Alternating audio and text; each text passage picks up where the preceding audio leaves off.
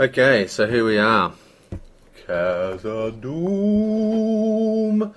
I actually got this a couple of days ago, and through intense willpower, I have not opened it so I could do the proper thing with you guys.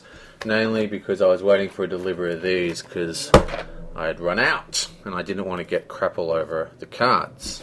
So, let's have a look what we got in here. Absolutely nothing of interest in the box. This is what we're after. Cards of awesomeness.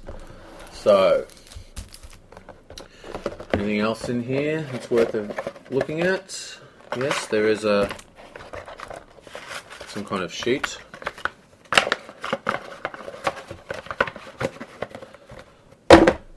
And this is the component overview and rule on new terms. So let's have a quick look at this.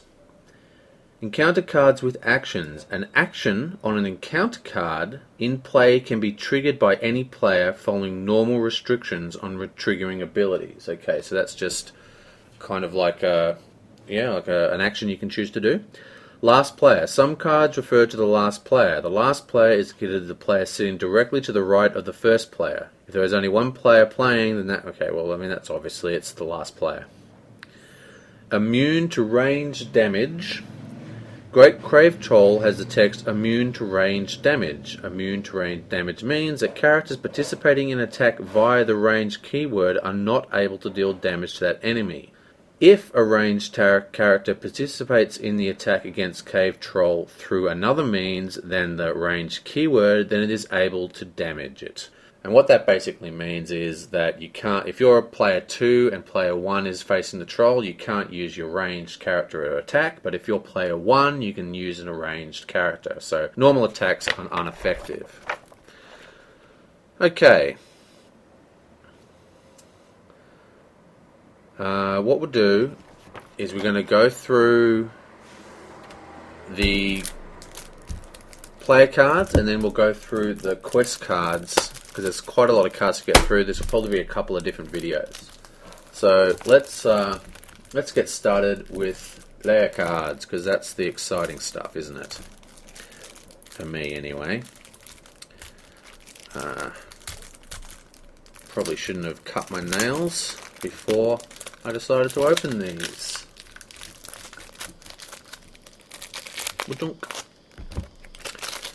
Okay, so counter sets, and I think that's it. Everything else is in counter sets. So, and that's why I like to have my sleeves. So let's get some sleeves out. Okay, so first up we have Delwyn. Response. After Delwyn attacks and destroys an orc enemy, lower your threat by 2. Okay, so here's a hero obviously, and he's not too impressive in my eyes. He has 9 threat, which is good, but his ability isn't that good. I mean, his ability is conditional, and not just conditional on killing something, which is kind of like Legolas's ability. It's also conditional upon it being an orc, which makes it even more conditional. So it's not a particularly good one. There's probably a billion orcs in this encounter set, so that might make it better.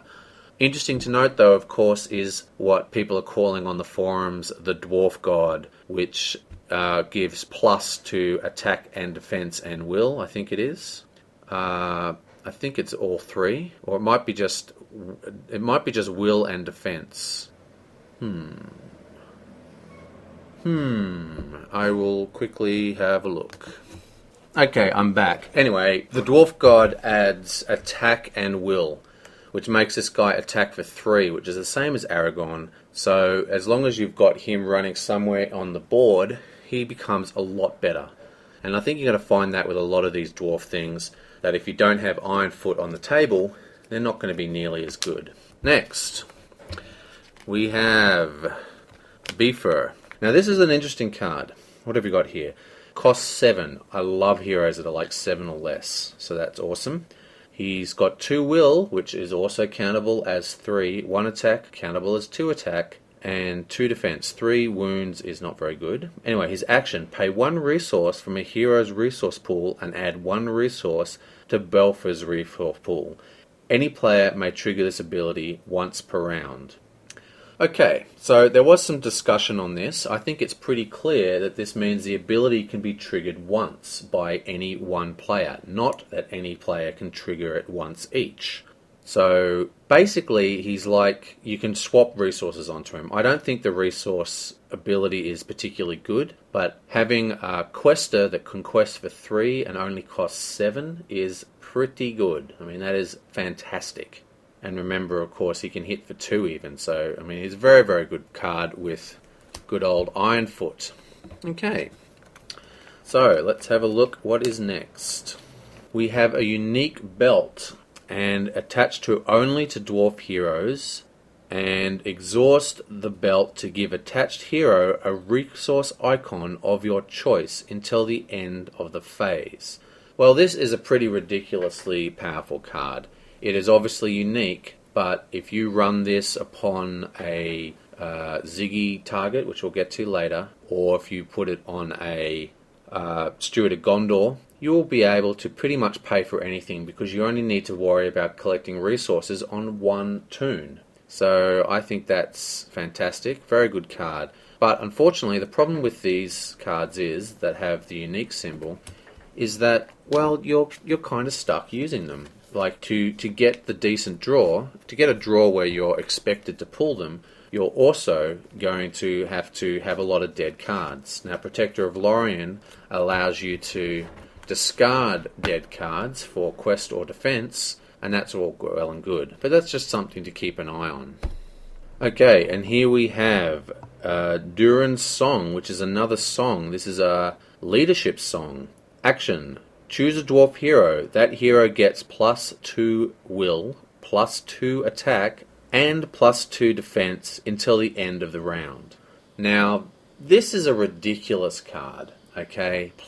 It costs 1, and look what it does. It's not choose one of those, it's +2, +2, +2. Ridiculous. I mean, seriously, that is pretty crazy. If you have Unexpected Courage on this guy, he can defend and he can attack. Get a couple on him, he can defend, attack, and quest. You know, I mean that is pretty insane what this card can do for one resource. Awesome. Okay, EverOnward. After players quest unsuccessfully, choose a player. That player does not raise his threat. This could be a very good card in certain situations. It does cost 3, which is expensive. But the thing is, we'll get to it eventually, but are things expensive anymore? We have this new card called Ziggy, which can pull ridiculous amounts of resources.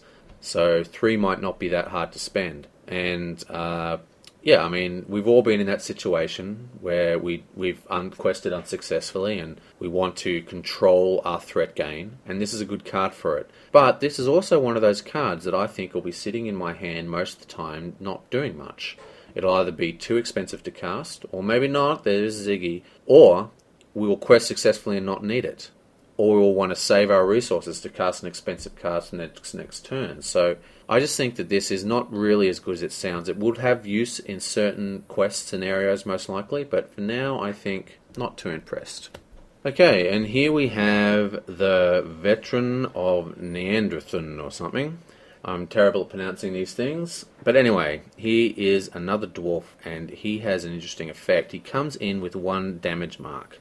Okay, and that's easy enough to heal if you've got a law person on the table running daughters. Oh wait, you can't use daughters. Daughters can only heal off heroes.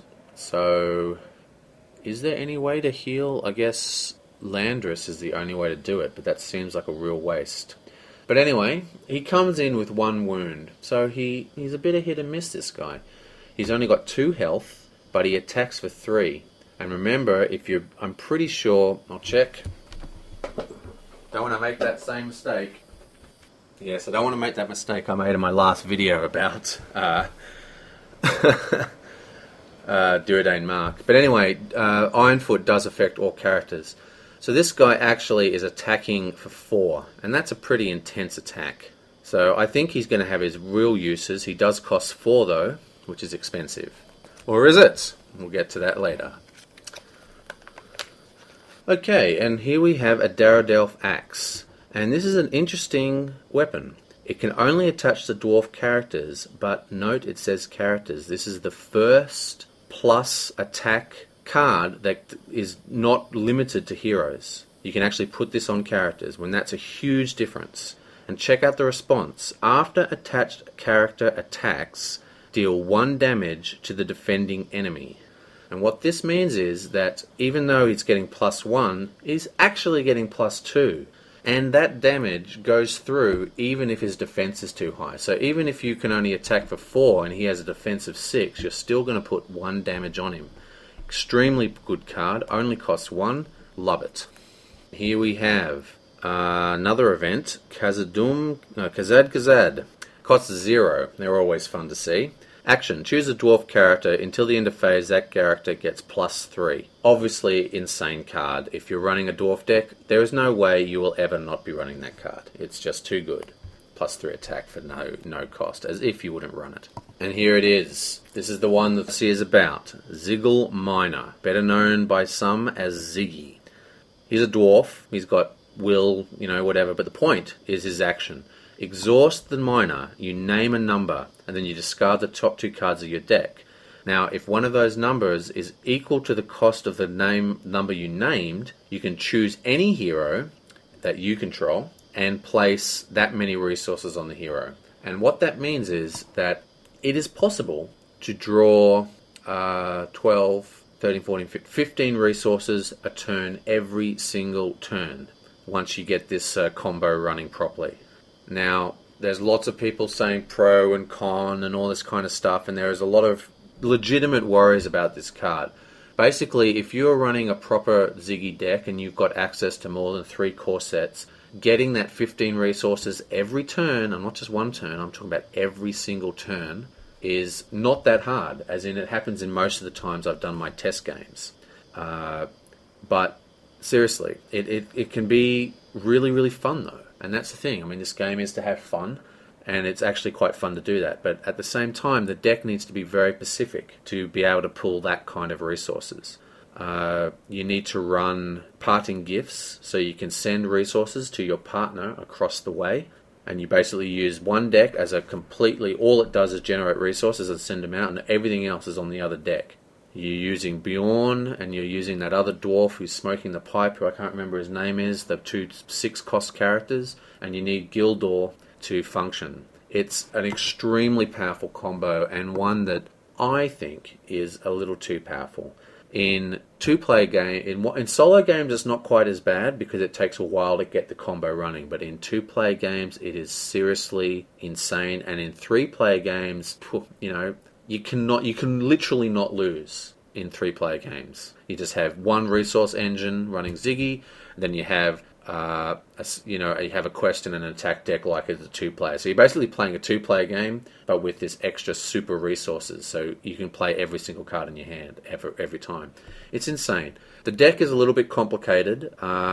There's a couple of people put posts up, but basically it runs off a cycling engine and a draw engine, so you need draw. There's a lot of stuff you need to do to get that combo really pumping, but seriously, once it's pumping, it's insane. And I'll probably do a proper video on that. I do have a video on my site of me running in Lackey a solo Ziggy deck, and I'm running it against a fairly easy quest. So I didn't want to spoil the KhazadDum quests, but you can see it in a solo game just being insane. I could do a 2-player game now. Actually, I'll do a 2-player game in Lackey using Ziggy and see if I can get this combo really pumping to show people what I'm talking about here and what a lot of people are talking about. There's I think it's like a 10-page thread on FFG with people discussing Ziggy, and before it was consolidated into that thread, there was about 3 or 4 other threads that all went the same kind of length. So people are really divided on this card. Some people think it's not a problem. Some people think it is a problem and don't care, which is me. I think the card is ridiculously overpowered, but it doesn't worry me in the least. I'm actually having a freaking blast playing with this card. But at the same time, it could have some problems down the line. Here we have Untroubled by Darkness. Now, each dwarf character gets +1 will until the end of the phase, +2 will instead if the active location is underground or dark. Now, basically what this means is there's a new keyword on locations for KhazadDum, Underground and Dark, and they change the state of the game. It's not quite the same as Day and Night in Call of Cthulhu, but it's a similar kind of idea. You know, it's just to represent where the location is. And what's interesting about this card is that it's conditional, and I'm not a fan of conditional cards. I like a card that if I draw it, I can play it. I draw that card, it's got action, I can use it. I don't like cards that are conditional. What that means is that you draw the card and you can't use it because there isn't an underground location. It just sits dead in your hand. Not a huge downside because there's probably so many of these cards. We'll have a look at the encounter decks later. But that's all. It's a conditional card. I'm not a fan of conditional cards. What is next? What is next? Boar Recordkeeper. Okay, so another dwarf, 1/0/0, which of course is 2/1/0, 1 defense. Now, here's an interesting thing. He cannot attack or defend, but he can action exhaust the Recordkeeper and pay 1 lore resource to choose and ready a dwarf character. Note, it says character, not hero. Now, I've talked in a number of videos, he's one of the most powerful effects in the game. This guy is really, really, really good. Now, they were extremely wise and had the condition exhaust, so you can't just, you know, pay 3 lore and ready 3 characters, which is a real shame, some would say. But you can have 3 of them on the table at once, and they only cost 1, and I think he is a fantastic card, and I would run him in any dwarf deck. Okay, and here we have Ancestral Knowledge. Oh wow, a lot of text on this one. Action. Exhaust a dwarf character to place 2 progress tokens on the active location. 4 progress tokens instead if it is underground or mountain location. Mountain locations, I guess, will be coming in the Darrodelf APs, which are going to start releasing any minute. Final Fantasy is actually releasing these cards quicker than I can play with them. I'm still playing Return to the Mirkwood, so it might be a while till my next video is what I'm telling you. But Underground obviously is in Khazad-Dum, and this is a pretty interesting card. 4 resource progress tokens at the moment can clear pretty much every single one except those impassable bogs, which of course this card doesn't work on. Now, there is another card that's kind of similar to this called... I don't know what it's called. I'll put the card pop up. But it's a spirit card that costs 0, but you need to tap a spirit character to play it. And this is obviously a much improved version of that. It does have a conditional requirement, and it like the Underground Darkness to get the bonus, and it does cost 1 though. But it doesn't require tapping a character, which is a huge improvement. So a very good card. I like that card. And lastly, we have Boots of Boar. Erebor, or whatever. Okay. Costs 0. Psst, awesome. Attached to a dwarf or a hobbit. Limit 1 boot from Erebor per character. Okay, so this is interesting. It's got text saying one per character, but it's not restricted. So this doesn't count as a restricted item, but you can only have 1 pair of boots on, makes sense. And the attack character gets +1 hit point. Now this would be a fantastic card to go on Bilbo and Frodo, and possibly on the dwarves, but I think it's actually quite an interesting card, and once again it says character, not hero. So awesome attachments. And that's it. That's the player cards. That's all there is.